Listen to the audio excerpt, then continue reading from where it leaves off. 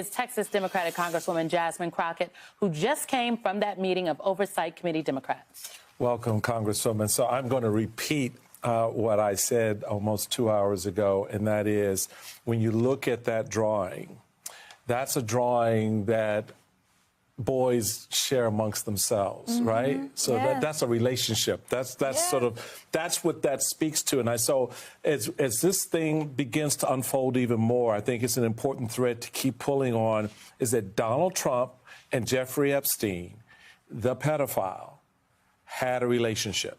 Oh, yeah, they were boys. They were boys. Like no question about it. I mean, he's the only one that's trying to kind of throw it out there and say, oh, no, it's a hoax, and no, this is Democrats, and no, well, he didn't say that he was a CI, but we had the confidential informant. The speaker told me something. No, he the one that, flipped on him. Well, how can you flip on somebody?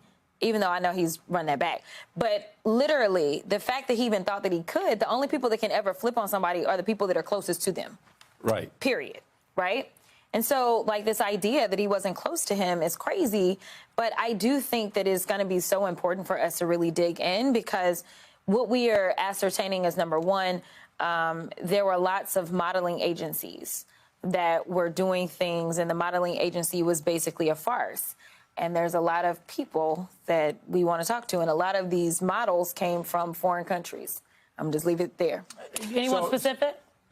I'm going to leave it there, but I am trying to dig on a certain thread, for sure. So that begs the question, then, these new Epstein documents, is that part of your digging in and sort of unpacking a lot of that kind of information to sort of connect bigger dots to the dots absolutely. We already have? So here's the thing. Like, obviously, this is concerning to have a potential pedophile as a president.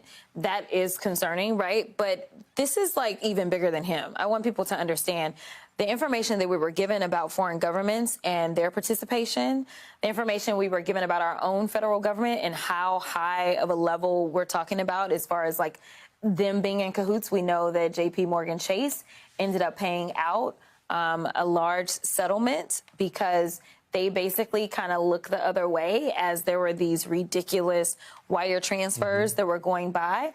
We know that there were fake corporations that were set up. We know that, or at least we've been told that there were fake immigration documents that were put together so that women from other countries could end up over here. We know that there were allegedly fake marriages.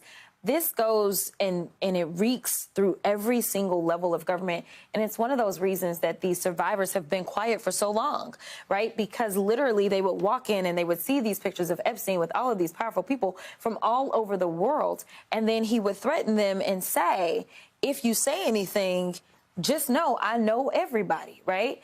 And so I think if we are going to prevent Epstein 2.0, or if Epstein 2.0 is taking place right now, I think it's important that we nip this in the bud right now and we learn what we did not know, and we put some safeguards in place to prevent this type of thing from happening. Because you're coming to this not just as a member of Congress, you're coming to someone as someone who has actually prosecuted cases. You understand how to build a case.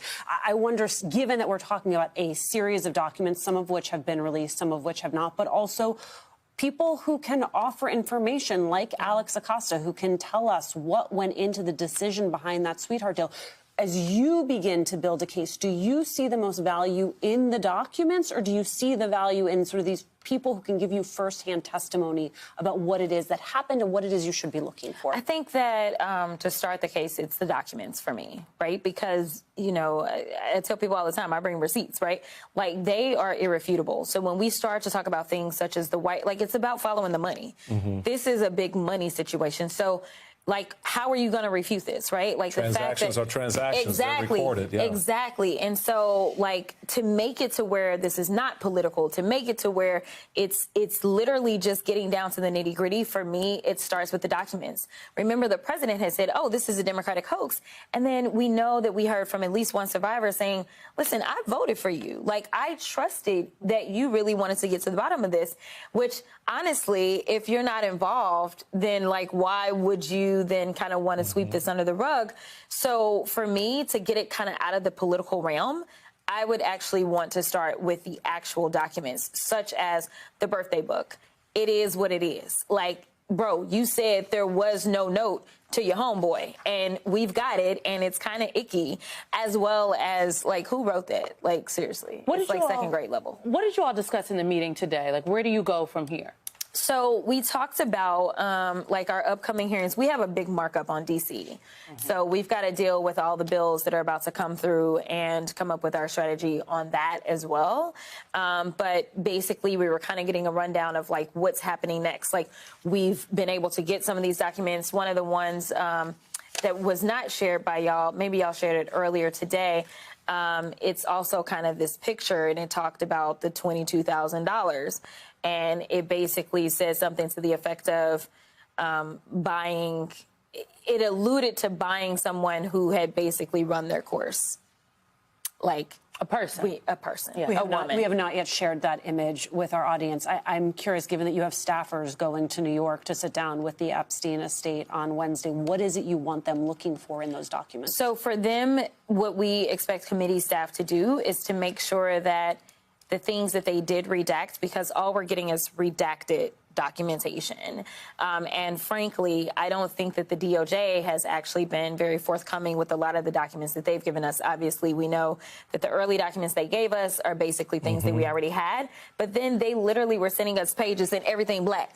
I'm like, so the and A and U, that's got to be, like, redacted? Like, so this is just to make sure that these are good faith redactions, unlike what I feel like we're getting out of the DOJ. So, like, they then will explain, like, the one thing that I was just talking about, it's a picture, right? And so it's got different faces redacted. So we don't know who those people are. So now it'll be an explanation as to why is their face redacted? What are we hiding? And that kind of stuff. So at least the staff will see everything without anything kind of being blacked out.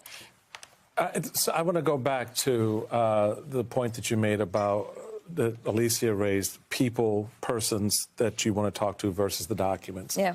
And I definitely appreciate the lawyer and you saying, okay, I want to see the receipts. Yeah. But then there is the conversation with the people. Do you trust the conversation you will have with Mr. Acosta? Do you expect him to be truthful? Do I expect him to be? I don't. Okay. Am I hopeful that he will be? I am. I plan to be in the room. That is going to take place next Friday. And I plan to be in the room because any skilled litigator understands how to make sure you can set a trap. Major developments in Trump's growing Epstein scandal. Lawyers for the Epstein estate submitted the convicted sex offender's so-called birthday book to members of the House Oversight Committee. Those documents were released by the committee just minutes ago. This afternoon, Democrats on the panel have posted what appears to be Trump's lewd birthday letter to Epstein, originally reported by the Wall Street Journal this July. It has not been obtained by NBC News. The letter features an imagined conversation between Trump and Epstein in which Trump tells him, "May every day be another wonderful secret." Before the letter's publication, Trump insisted it never existed, even sued the Wall Street Journal for billions of dollars. And yet, the White House is doubling down, with Press Secretary Caroline Leavitt insisting Trump neither drew nor signed the picture, adding that Trump would still pursue his defamation suit against the Wall Street Journal. But this letter, it is just one part of a bigger picture. Donald Trump's Epstein woes, they are not going away. Joining us now, former president of NARAL, Elise Hogue, and former campaign manager for Joe Walsh 2020, Lucy Caldwell. Welcome to you both. So, Lucy, Elise, welcome again. This is, Alicia laid out in the opening, how the White House and Trump claim, oh, this never existed. This is never. And here we have the evidence, and they're now saying, oh, this is all made up. It's a Democratic hoax. But what it says to me, aside from what, Caroline Leavitt has to say standing in front of the podium, we know she's shilling for Trump and she will lie for him. But we see this with our own eyes. We know by now Donald Trump's signature. Not too many people can forge that signature. And you mean to tell me people were forging that signature back in the day for Donald Trump? I mean, so all the credibility around this that they're trying to strip away isn't working. The question for me is, and I'm wondering if it's the same for you, is how much this affirms the nature of the relationship between Donald Trump and Jeffrey Epstein. Because I know if I'm sending someone something like that, they are bro. we run hard together. We got jokes. We got inside jokes. We know things about each other that we don't talk about in loud spaces. That's what that drawing says to me, that there's a relationship here that Donald Trump just does not want the curtain peeled back on.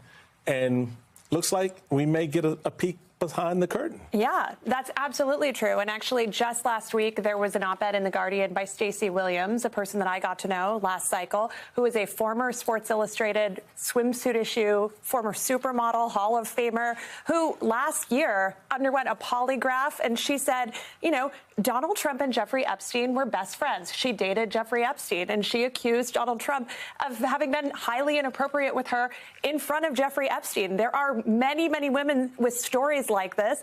And when you look at the specter of this and you see the way that Donald Trump is acting now relative to how he acted on the campaign trail, he's behaving a lot like someone who has something to hide. And I think that this issue is different than other issues for Donald Trump, because I spend a lot of time looking at the ways in which Donald Trump and the MAGA Republicans have radicalized their base. And I tell you, it doesn't matter whether you're an aging Tea Partier or a young conservative or a person who's a Christian conservative. All of these factions within MAGA report that these issues, this sort of swirl around Epstein, whether it's conservatives or sex trafficking, whatever, they are highly motivated by this issue. So he has absolutely overplayed his hand. And we're seeing with things like Stacey Williams' op-ed and then now today, this revelation of this really disgusting card, which I wish we could all unsee. What if I told you that Donald Trump's darkest secret just got dragged into the light? Tied directly to Jeffrey Epstein, and it's uglier than anyone imagined. This isn't rumor. This isn't spin. These are documents, receipt, evidence, and it's sending shockwave through Washington. Congressman Jasmine Crockett just dropped a bombshell. Trump and Epstein were not just acquaintances. They were boys. Epstein's so-called birthday book is now in the hands of the House Oversight Committee. And inside it, a crude, disturbing birthday letter, allegedly from Donald Trump, filled with inside jokes and cryptic words like, may every day be another wonderful secret. Think about that. The man who wants to be president again, writing secret, filled letters to a convicted pedophile. And when caught, Trump did what he always does, lie, deny, sue, and call it a hoax. But the handwriting, the signature, the context, it all screams otherwise. Even worse, Crockett points out this isn't just about Trump. It's about money trails, fake corruption, shady wire transfer, even possible foreign governments tied into Epstein's network. The scale of corruption is staggering. Survivors stayed silent because they saw Epstein posing with the most powerful man in the world. And Trump was just right there at the center. Trump base will excuse almost anything. But this isn't politics. It's predation. And every new document makes it harder for Trump to hide. If this birthday book is just appetizer, imagine what is in the main course. America deserves to know the truth. So what do you think? Is this the scandal that finally cracks Trump's armor? Drop your thoughts below. Hit like if you are just as shocked as I am. And make sure you subscribe because this story is only getting done.